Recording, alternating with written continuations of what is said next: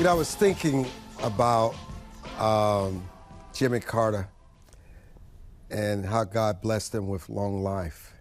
And there are certain people who die that make you think about your own death. And I think one of the most jarring passages I've ever read in the Bible was Ecclesiastes, the 9th chapter, the 5th to the 6th verse. And it tells us that the living at least know they will die, but the dead know nothing.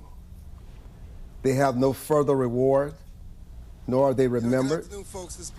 Whatever they did in their lifetime, loving, hating, envying, is all long gone. They no longer play a part in anything here on earth. And under the solemn dome of the Capitol Rotunda, former President Jimmy Carter lay in state all during the week. Surrounding him were the guards of honor, the changer of the guards that watched over and protected him as he makes his next journey onto this next plane of existence. And by the time the show airs, he will be in Plains, Georgia, buried, and the media moves on. But I want to remind you that on January 7th, I think Vice President Kamala Harris said it best, along with Speaker Johnson and members of Congress and Supreme Court justices and military leaders who all came to pay their respects to our 39th president, a man of character and unwavering faith. But the Vice President said, you can say all you want to say about Jimmy Carter, but let his works and his deeds and his life speak for him. And I also thought the Vice President was very gracious during the certification ceremony. I mean, her elegance and grace is an example for this nation. But following the ceremony, President Carter's journey went on. You watched his funeral at the Washington Cathedral where a state funeral was held. I was so warm to see former President Barack Obama and President-elect Donald Trump just chopping it up as they sat there waiting, just chopping it up. I mean, that's who we are, that unity that we rarely see them laughing and giggling, and people were just stunned. They even talked to each other. And I said to myself, you know what, away from politics, these guys actually like each other. And then watching fragile but elegant Joe Biden deliver a powerful eulogy honoring Carter's life of service. And so this is what we do. This is what happens when you become president. When you die, you know there will be a state funeral. And you know, joining me, I've got the all-star team. I got Virginia, I got Louis, I got Scott, and I got my man, my main man, sitting over here, Raynard. You know, we all have something to say about Jimmy Carter, but Jimmy Carter's life really started after he left the White House. That's where he really made his mark, Scott. Yeah, I don't necessarily agree with that because he had an incredible presidency that was hobbled by the Iran hostage crisis and an electorate that simply did not appreciate his greatness or his contributions. He had the greatest former presidency than anyone of our presidents, but let's remember, it's an exclusive club. I mean, Barack Obama and Trump can yuck it up because in the end, they have been where only 46 other presidents, other human beings, have been in such a powerful position. It is an exclusive club, and whether you like their politics or not, deep down, all of us, and I think everyone on the panel will agree, whether you're a Democrat or Republican president, you want them to be excellent, and you want them, despite politics, you want them to move this country forward. Deep down in a strange way, as opposed to Donald Trump, I am, and my party, if Trump does some good things for this country and makes us a more excellent country, right?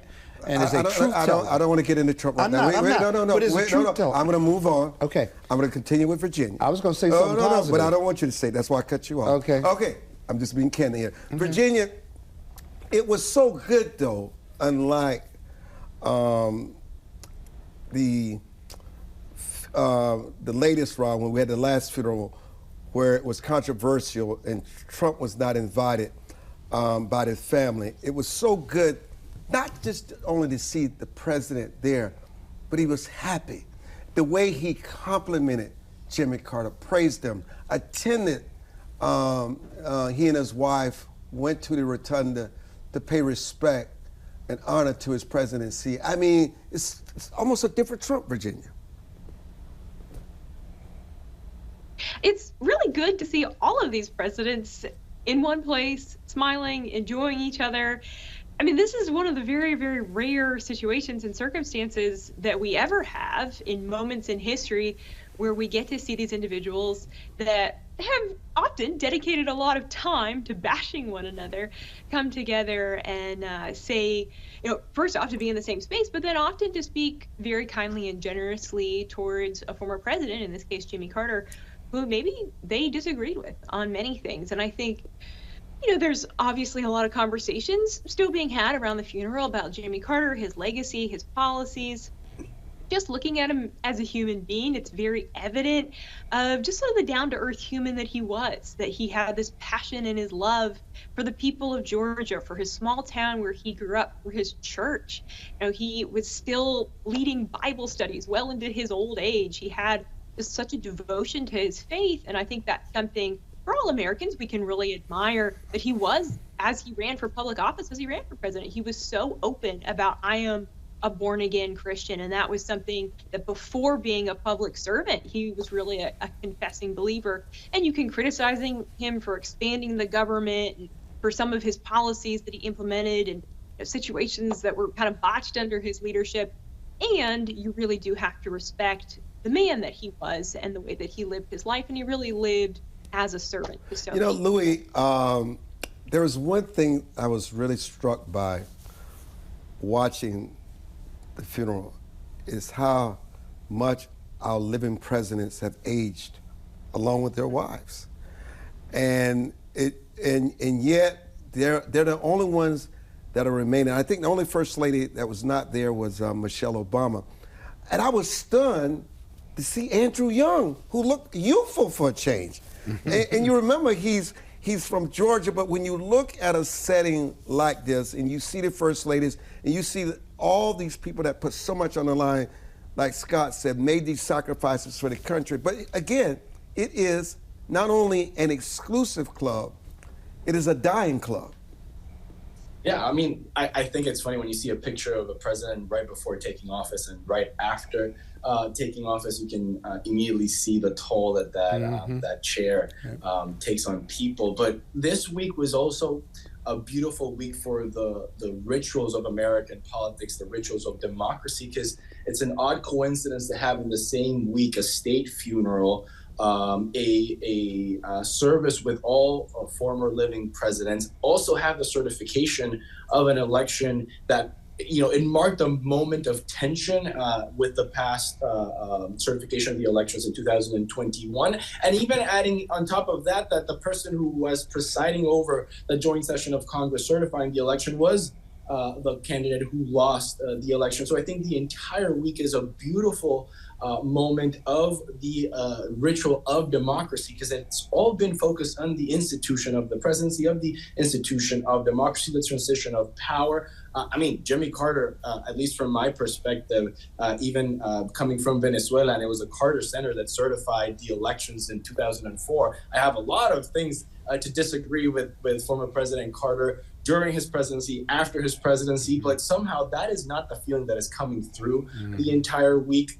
It's actually a feeling of unity and, what we just mentioned, of seeing former presidents that have been bashing at each other for years, having a congenial moment and remembering what this is all about. So again, I think it's a beautiful week for the ritual of democracy, and Jimmy Carter's funeral is a moment to dignify the office of the presidency and also the people and the sacrifices that those people have made to keep this office in such high regards. Raynard, he makes an excellent observation. It's as if, people like to say Jimmy Carter prolonged his death to vote for Vice President Kamala Harris for president, but he also, on January the 9th, that week of, unified this nation. Whatever other event could have brought together all these frenemies, I'm not going to say enemies, I'm going to say frenemies, to come together, to sit together,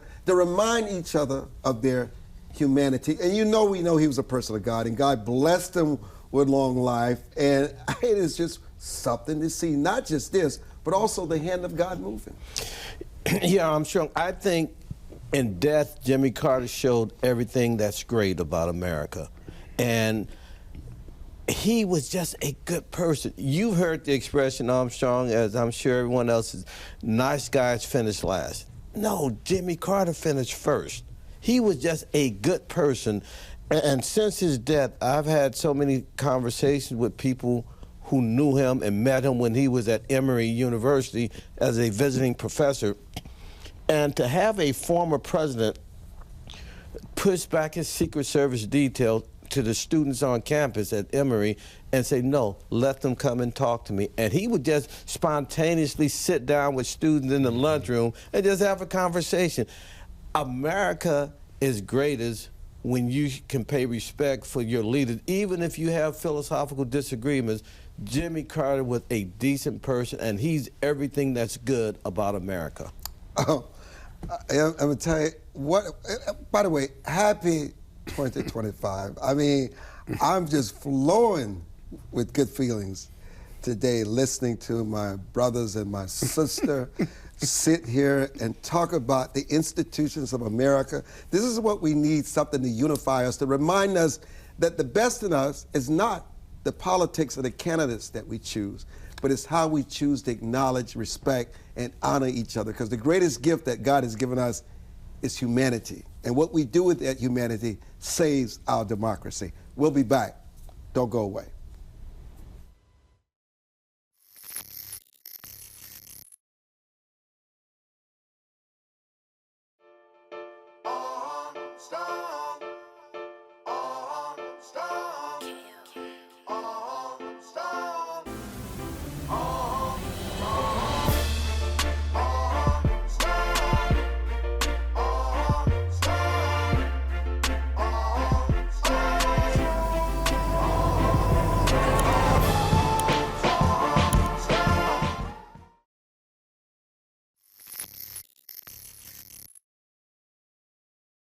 Have you been watching Armageddon in Los Angeles, California?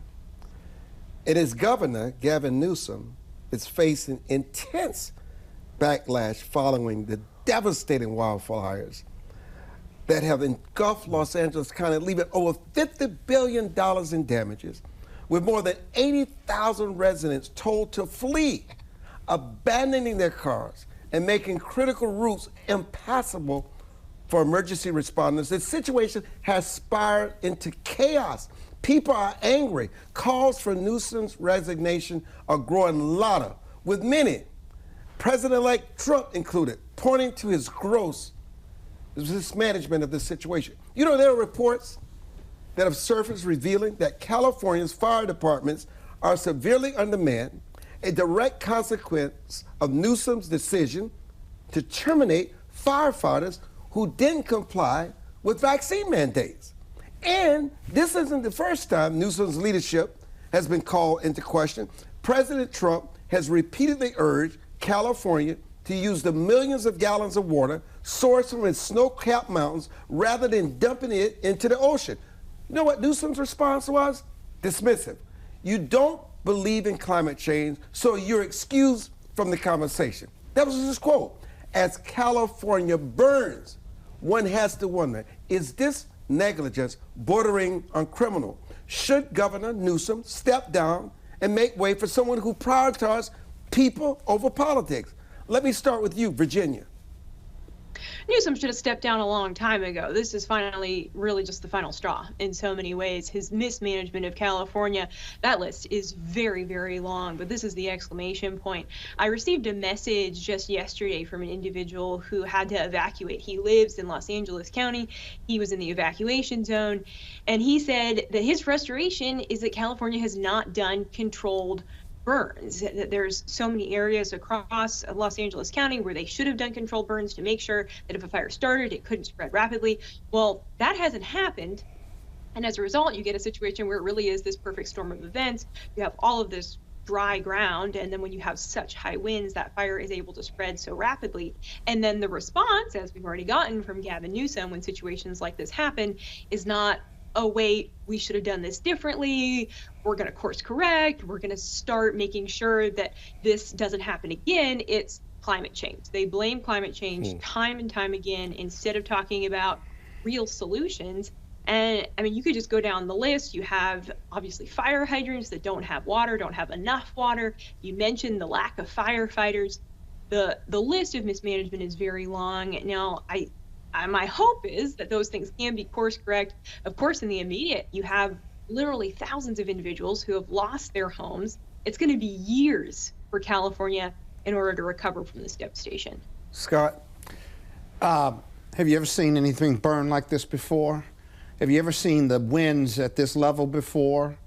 No, right? So if you had more firefighters, if you took snow from the mountain caps and you had every fire hydrant full of water, are you really telling me that you wouldn't have $50 billion worth of damage because of this extraordinary weather effect? I don't mind being criticizing Newsom. What I mind is that my Republican friends want to continue to criticize, fair criticism, but continue to deny climate change, because it starts with climate change. Let's agree that climate change and all the other criticisms of Newsom are part of the problem and part of the process. And let's get the autopsy report, lack of a better word, on what caused this, if you will, and let's fix all of them. Why can't we believe in climate change? The evidence is manifest. And why can't we say we need better government, better governors, better management? I'm on board with all of those things. But I don't think we ought to politicize leadership and just leave it in that space when there are a lot of other factors that are quite evident in regard to this crisis. Well, Louis, there's no doubt California, sadly, is saddled with these fires. They're saddled with earthquakes. It is a natural disaster zone. But it doesn't help the situation when you have the mayor, Karen Bass, who proposes to cut $23 million from the firefighters' budget, and then they renegotiate it, and it's $17 million. It doesn't help if the mayor is out of the country at the time that Los Angeles is being burned down. And I'm sure that Ms. Bass is following the lead of the governor, cutting money out of the firefighters' budget, because in their minds, they cannot even envision something like Armageddon that's taking place right now. So I think Scott makes some very excellent points. Climate, whether you want to call it climate change, whether you want to call it nature, or the history of what we've seen on the West Coast, especially in this area of California. It's hard not to politicize the wildfires, even though it's a natural phenomenon. But like you're saying, it's compounded with a lot of other things. And we haven't even mentioned the mismanagement with immigration, homelessness, and petty crimes in California and other states in the country. So maybe if I'm extracting myself from the present tragic situation that's happening in California, thinking about the next 6 months and the next year, what I'm thinking is that there's going to be an important tension in between the federal government and these governors and these mayors that are taking policies that are very clearly not serving the public correctly. Obviously, there was mismanagement in prevention of these wildfires and how to contain them. But we're also hearing from mayors and governors that they're not going to deport illegal immigrants if the federal government mandates it. So there's going to be a tension, and I think it's going to be interesting to see how the American people react, because at the end of the day, what the elections on November 5th showed was that the American people want results. They don't want more rhetoric. They don't want pretty speeches about, what maybe a moral thing might be or how to treat immigrants, but results to their livelihoods. So there's going to be a tension. I'm sure that the Trump administration and Republican lawmakers will have an issue when it comes to if there needs any additional emergency funding for FEMA, for example, in the next budget battle. There's also going to be tensions on the powers that these governors and local authorities have vis-a-vis the federal government. And of course, I'm not advocating for a stronger federal government. I'm just saying that there's going to be a tension, and the American people are going to have to push one way or another. Who's going to be their steward? Who's going to be the person to give them an answer? And as of right now, for Californians, Governor Newsom is not that answer. So, I think that's an important thing to keep an eye on, especially when it comes to budget allocation in the future, because all of these natural disasters will continue to occur. But if we also look back at what happened in Florida and North Carolina, South Carolina, where there was literally politicization of the aid that FEMA was giving to people, that's going to, again, create more distaste for the response of local authority, more distaste and distrust in institutions. And someone will come out with a magic solution, and we'll see if the Republican trifecta in D.C. will be able to answer people's prayers and hopes. Raynard, people assume when you watch this Armageddon take place that it's just Hollywood mansions that are burning and thousands of other buildings. I mean, there are a lot of people who are not Hollywood elite who also lives in Palisades and live in these valleys. And when you lose your home, it's like your vault. There's so many things that you have stored there that are so personal to you, just to leave it alone. And now they're limiting the insurance, the amount of insurance that will be covered. And among all this, people have nowhere to go. Many of these people are just homeless. And I've had friends send me pictures from their businesses and these sky rises. In the back of it, you can see the blazing fire and the smoke, as if it's just a matter of time before I'm in your neighborhood. Yeah. What's interesting, people want to talk about climate change in the midst of this disaster, but the problem I have, we know climate change exists, but our governance and our approach to climate change seems to never change. That's the problem. A lot of time, what people's solutions are to climate change is worse than the problem itself. And for example, one of the reasons we have water flowing from Northern California, from Canada, downstream. The governor of California had the rivers and the waters diverted to the Pacific Ocean. So therefore, where these fires are taking place, there's no water flow because they wanted to save this fish. And this is totally crazy. And I'm showing the other thing, everyone sees the graphic horror of the houses on fire, but that's only one facet of this disaster. I have friends I've talked to, Armstrong, who are 90, 95 years old.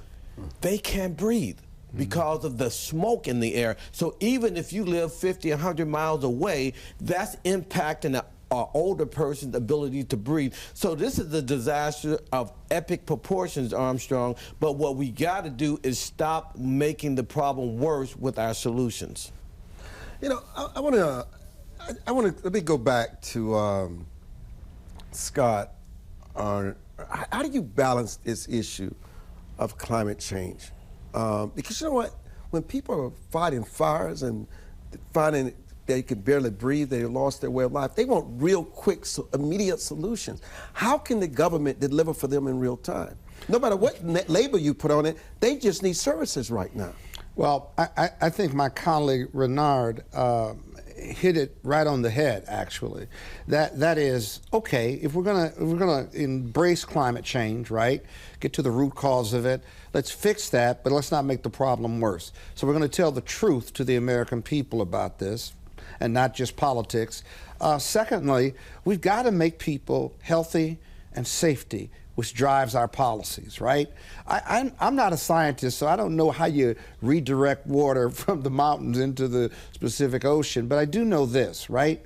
Information has to be reliable. And I don't think any governor, Democrat or Republican, wants to put any of his constituents or her constituents at risk, if you will. So the information has to be strong. It has to be reliable, even if the parties or the scientists don't agree, right? And then we got to invest time, money, and resources and be intentional about these climate change issues and protect our people. And we can't tell political lies about it so we can win elections. We've got to govern. As I often say, the politics of governing and the politics of campaigning, they're very different.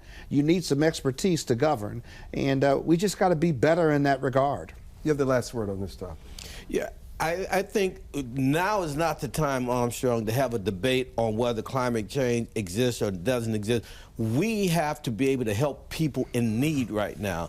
And right now, we're getting caught up and sidetracked by the debates on the existence of climate change. Let's mobilize Americans and get help on the ground there throughout California. I'm Armstrong Williams, and we'll be back.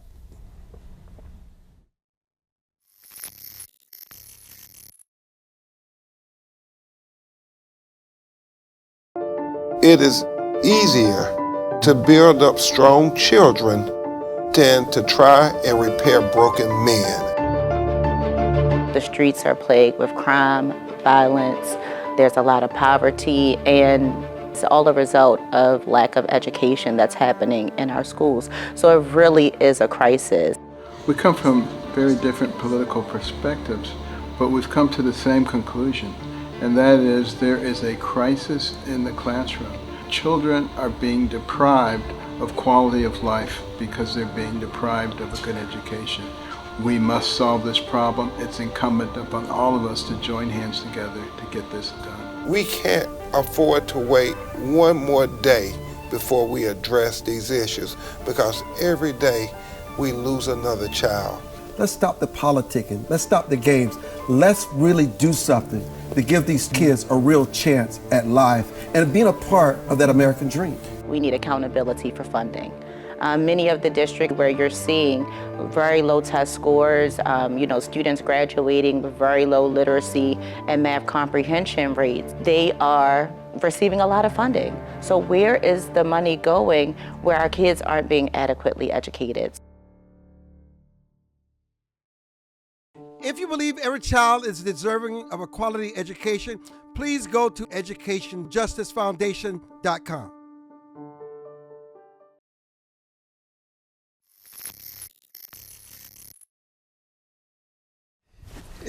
This week in Washington, D.C., I had the blessing of attending the certification of the election. It was my first experience in watching them going through all the states and watching Vice President Kamala Harris go through mixed emotions as she certified her own defeat and certified Donald Trump's triumph over her.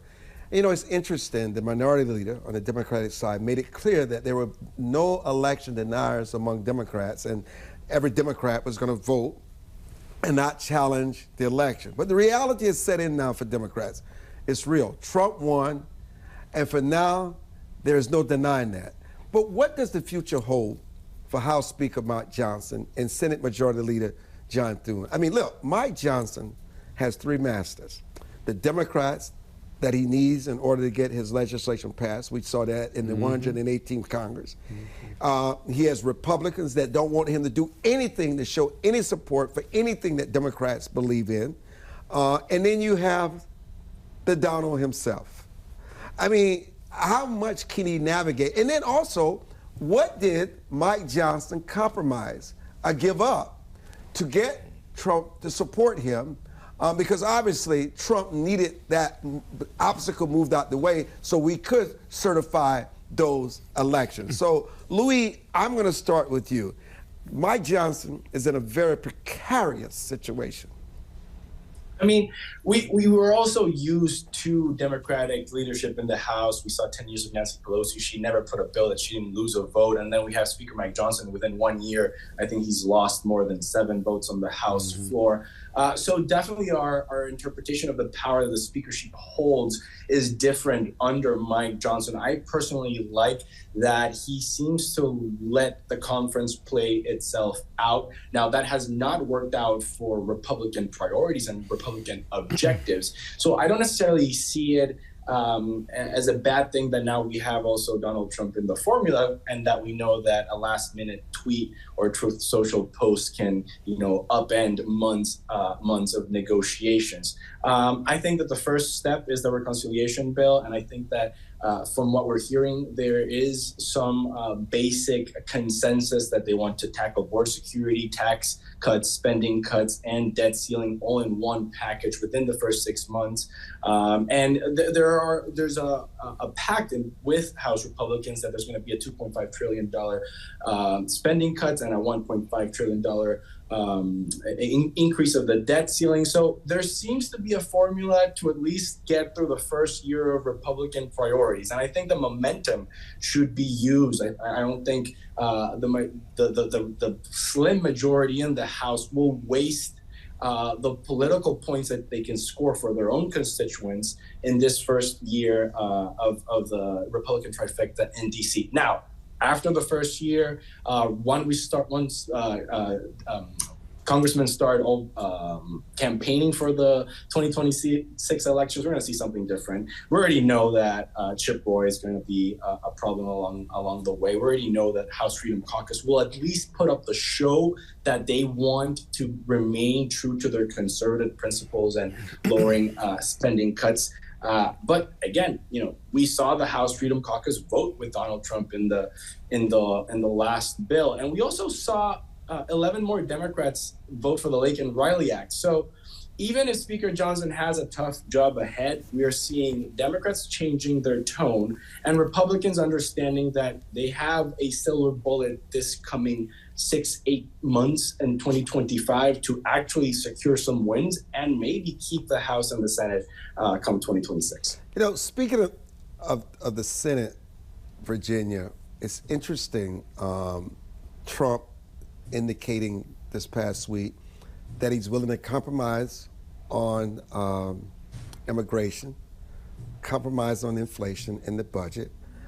While he says, I don't always agree with all the decisions that John Thune makes, I respect him, and he's the right person for the job, and I want to work with him. And then John Thune signaling that all of Trump's nominees, Hegseth, Kash Patel, Robert F. Kennedy Jr., they have the votes to confirm them.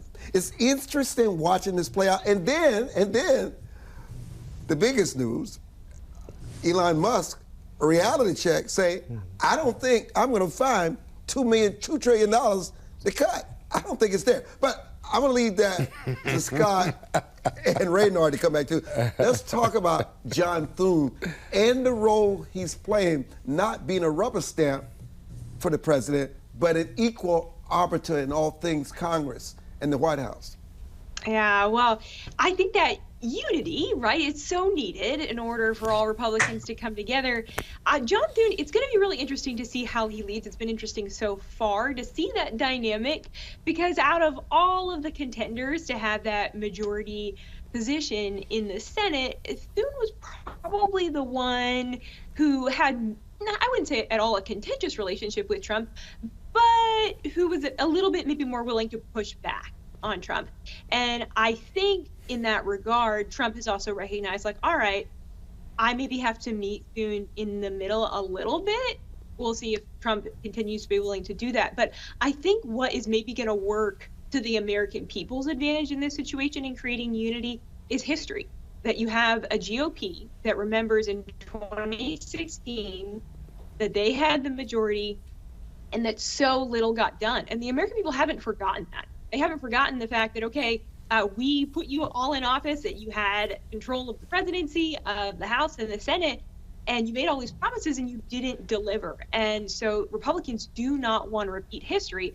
They recognize we have, like we said, they only have about a year to really get done the core of their agenda, because then you get into midterms, they're in all likelihood not going to maintain control of the House and Senate. So it has to be pedal to the metal right now, and they have to work through those differences. They have to do it very quickly. The good thing about Trump, he's worked with the House controlled by Pelosi and to a less extent by Paul Ryan. He's worked with the Senate where Chuck Schumer was the majority leader.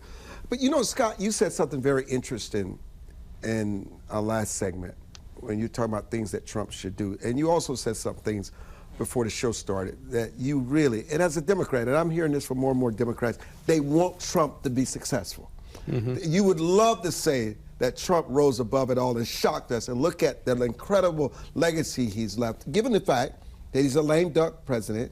He doesn't really owe anybody. He can do whatever he wants to do. What do you think that should look like, and what it is that he needs to do in the first 90 or 120 days? Well, the Democrats aren't going to compromise their principles. But the American people have spoken. This election was a lot closer than most people will concede, in the sense that the 7 blue states, he won by 1%, 1.5% or so. But in the end, he won. He got 312 delegates, not delegates, but electoral votes. So that being said, I think there's a sense on the Democrats' part that we're not going to compromise our principles, but where we can make America better in regard to immigration, in regard to inflation, and the Trump administration is inheriting a pretty good economy. Americans don't feel it, if you will, but the numbers tell a very different story. That being said, I do think we can strengthen that border.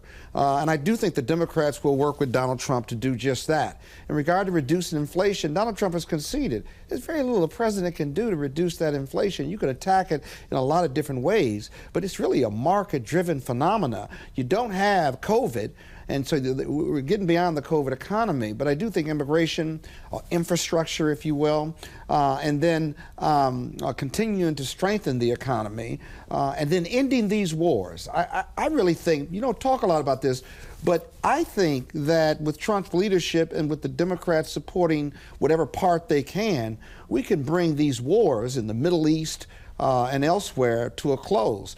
Those are the 3 areas I think the Democrats will be willing to work with Trump on. And while they may not agree on every point, America, and that center of America, wants the parties to work together and move America forward. And I think that's how Democrats ought to be looking at it, because it's been a clean sweep, and you got to live with that reality. I thought it was a very good assessment, Raynard. Yeah, it was. It was. I thought it was very good. Thank you, Raynard. Yeah.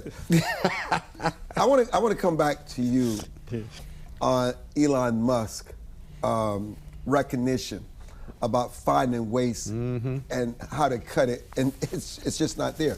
What is he telling us, Raynard? Well, he's not a politician, number one. That's what he told us. And it's better. And he's not in Washington. Right. And he doesn't understand the bureaucracy. It's better to under-deliver, under-promise and over-deliver. Okay. And that's the takeaway from that specific point, Armstrong. But the broader issue is, Armstrong, we have an analog government operating in a digital world, and the two don't mix. And that's the disruption Trump 1.0 brought, and hopefully 2.0 will bring on steroids.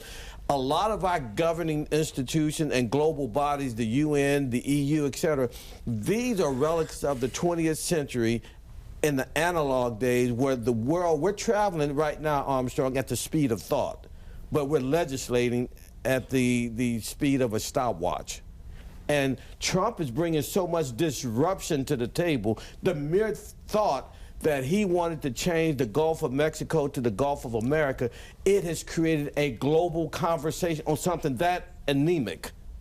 Just think, when he came in the first term, he said, if you're not paying your dues to the NATO, we're not going to protect you. All of a sudden, people start paying their dues. Why did it take Donald Trump's brashness to get them to do what they should have done all along? And so Trump and Musk and Doge are trying to bring the analog government we have and bring it into the 21st century, and there's that friction going on because of that. You know, when we come back, we're going to discuss a little Gary Trudeau. I don't think people realize Gary Trudeau was around during the Obama era, the Merkel era in Germany, Putin. I mean, he has been a permanent fix. You know, and the legacy media tried to make him this darling progressive. And all along, while making him the darling progressive, the land beneath him in Canada was just crumbling. Crime, immigration, people disgruntled. And all of a sudden, when his finance minister, Freeland, decided to resign, everything just blew up in his face. And instead of just being forced to resign by his Liberal Party, he decided to do the right thing and resign. The Trudeau era and the progressive era is over. A new era has been ushered in, not on the stage of the United States, but the global stage. Yep. And we'll speak about that when we return.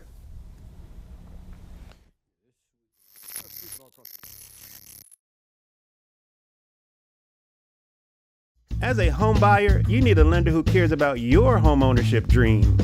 United Security Financial has been helping families secure their dream homes for 30 years. We're a national fair practice lender that provides affordable mortgages and low down payment programs to eligible home buyers. To learn how United Security Financial can help you secure your dream home, call 1-800-373-4186.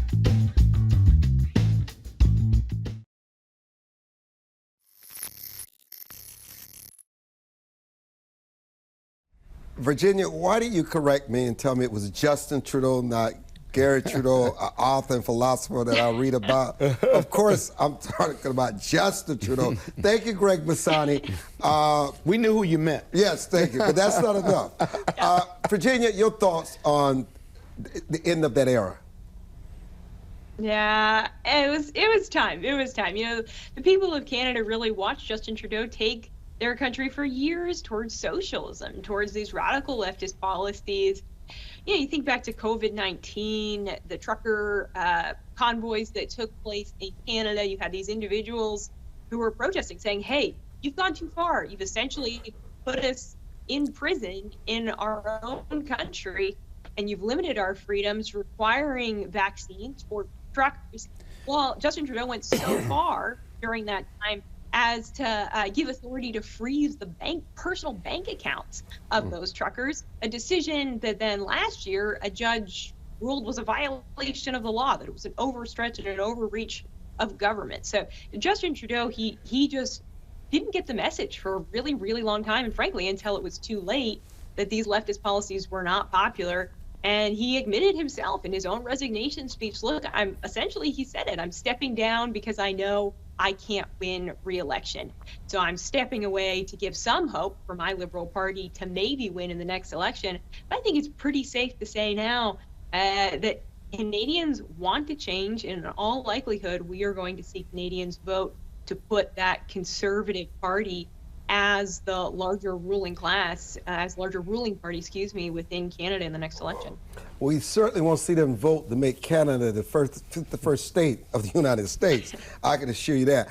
You know, I got to tell you this. I think one of the most important stories of the week was Mark Zuckerberg, the head of Meta, who owns Facebook, who announced that it would cease using fact checkers on content, Raynard, and that they would cease restricting content as much as they do, Scott. Now Meta, Louis, with Facebook and Instagram and even WhatsApp, have a history of peddling misinformation themselves and blocking extremely important stories during key moments in U.S. politics. And they have infamously stopped the spread of critical stories. Let's go back. The Hunter Biden laptop. Here we go. And use fact checkers, it's the truth, Virginia, you know it is, to harass conservatives with bogus fact checking notices. I've been a part of that. I can speak from personal experiences. And let me tell you, this, Scott, I know you're bobbling your head, okay? You're bobbling your head. No, I'm turning it from left to right. Okay, good. This is a major tipping point in the fight between conservatives for neutrality among the media and social media, and progressives who want all media and social media to be as far left and skewed as possible. Louis, let me start with you. Well, you know, here's the thing. We are living these changes in real life and flesh, right? So the past 10 years, we've seen the changes in censorship in social media, and we've suffered the loss of freedoms thereof, and obviously the lack of information that has reached the public, that needed to reach the public. But, you know, as Scott was doing, you know, moving his head from left to right, I think this, if we look at history, this is what's supposed to happen, right? There were decisions that were made, and now there's corrections that are being made on those decisions because they were wrong. And the American people voted on them, and clearly Meta has listened. And not only Meta, because if we look at what Meta is rolling back on its fact checkers, it's also what we're seeing, the rolling back of DEI mandates, and almost all major companies worldwide. So I don't necessarily think we need to politicize these changes as much as they are, easy grabbings, right? To even make fun of how hypocritical some of these actors might have been. I think that we can take the higher ground, or at least the positive outlook, that these are course corrections. And, yes, maybe there was at some point too much freedom in social media. And then, yes, maybe there was way too much censorship in the past few years. So now we're getting, I think the community fact check is actually a good solution. And I bet that Meta is adopting it, not to, in one way or another, praise Elon Musk and Twitter and their initiatives, but because they're recognizing that they're working. And imagine Facebook, Instagram, WhatsApp taking directives from Twitter, which was supposed to be social media on its way to its deathbed. So, again, I think this is a positive move. I think it's a change in tone that will be appreciated by the users in general. Will allow for better discussion in this digital world. And of course, once we have a better discussion, we also know each other better. And actually, I think that will help reduce the violence that might be embedded in some of the speech that has been displayed online. Once we actually engage, understand, see different points of view, and not have one side of it completely censored out. I must hear Sir Scott's perspective on this. Why are my Republican colleagues so afraid of the truth? Oh, what truth? Why do my, arguably, if I listen to my Republican colleagues, they would rather let lies flourish, right? And let people judge for themselves. They would let hate speech dominate the dialogue, as false and as dangerous as it is. Falsity and lies and hate speech kill. It's dangerous. And what's so wrong with fact-checking? While you may say A, I may say B, B is a complete bold-faced lie. And why can't there be a statement saying that there's no factual support for the position on B? Why is that so scary to those who are 100% First Amendment? As a lawyer, I'm a big proponent of the First Amendment and free speech. But as person of color, I can tell you that hate speech has never been free speech and is dangerous and killed many of our community members historically, dating back to slavery. And so why are my Republican friends so afraid of self-correction or the truth? You'd rather have lies permeate our society? That'll be the first step towards the death of our society. Raynard, I turn to you to respond to that, and also, after responding to it, talk about the death of progressive leadership worldwide. Yeah, well, number one, I would... Wait, you're going to let him, can I comment on that before he goes? On the death of liberalism worldwide? We'll come back to you. Yeah, okay. Come on, yes. Go ahead. Paul once told me in the Bible, I would not have known sin except the law said thou shalt not. You can't have free speech unless it's challenged by that which you disagree with. So the very premise of free speech means you must allow folks who disagree with you to have their say in the public square. I said lies, not disagreement. Well, who's the arbiter of what a lie is? Well, there's only one truth in this country, and one truth in the eyes of God, and one truth in the eyes of men. There is the truth. He is the arbiter of truth. You believe there's more than one truth? Said she is the arbiter of truth. The Justice Department said they are the arbiters of the truth. Therefore, they thought these women in the Catholic churches of Richmond who were organized in school board meetings were a threat to society and sent undercover FBI agents in to monitor them. That's who said they were the arbiters of the truth. There's only one truth and one accuracy. And that's all I'm saying. There's a difference between power and truth. So I think that what we're seeing is power like being used to determine what is truth. But I don't think that's truth. I think, Scott, you're right. Truth, only God knows truth. I don't think the human being will ever achieve it. But power is what we're seeing. And I think the power has told us, and the American people spoke, that they do not want that censorship online. And that's what we're seeing now exemplified. Well, yeah, if you don't like the show that I'm producing, you have the ability to switch the channel. If you don't like my podcast, if you don't like my newspaper, you don't have to read it. But please do not deny me my right to express my views. Even if you think it's hate speech, I have a right to that. And what you're seeing as a result of this liberal orthodoxy that said, I know what truth is, and when I want your opinion, I'll give it to you. You have the death of liberalism worldwide with Trudeau. Look at what's going on in Germany. Look at what's going on in France and the UK. Conservative thought and movement is sweeping the world, and it's only going to get on steroids because of people like you, Scott. But what about the health and safety and welfare of Americans, for example? Let's put it in that context, if you will. So if COVID killed 1 million people, right? And your view is that the COVID vaccine or shutting down businesses and communities saves American lives. That's a fact. There's no argument about that. But you're an anti-vaxxer, right? And you are promoting anti-vaccine. You are promoting injecting bleach into your system in order, drinking bleach to rid yourself of COVID. And you believe that the person who is the anti-vaxxer and the person who wants to inject bleach and tell others to do it, which is a direct threat to the health, safety, and welfare of America, versus taking a vaccine to prevent it. Under Trump, quite frankly, the vaccine came out in record time, right? Are you telling me that the tech companies ought not fact check that and have a disclaimer that says that there is no empirical data to support that injecting bleach in your veins is going to prevent COVID? Or if you want to say, hold on, if you want to say about our time, quickly answer, Raynard. But the government has no right to tell me and force me to put anything into my body. When you are the threat to others, they do. Scott, we're going to leave it there. They do it all the time. Virginia, given the terror in New Orleans and the terror cell threats, are Americans more vulnerable than ever? Oh, Americans have been very, very vulnerable for a very long time under this administration. You look at our open border, what's happened under the Biden administration, over 600,000 criminals, illegal aliens that we know that have entered the country, hundreds of those on the terrorist watch list. What is shifting and changing, hopefully, is a real crackdown, and is a crackdown on law and order in our country. Under a Trump administration, under the Biden administration, we have just seen so much lawlessness. Of course, then you look at specific states, blue states like California, you have crime rates that are up, violent crime rates that are up, increased homelessness.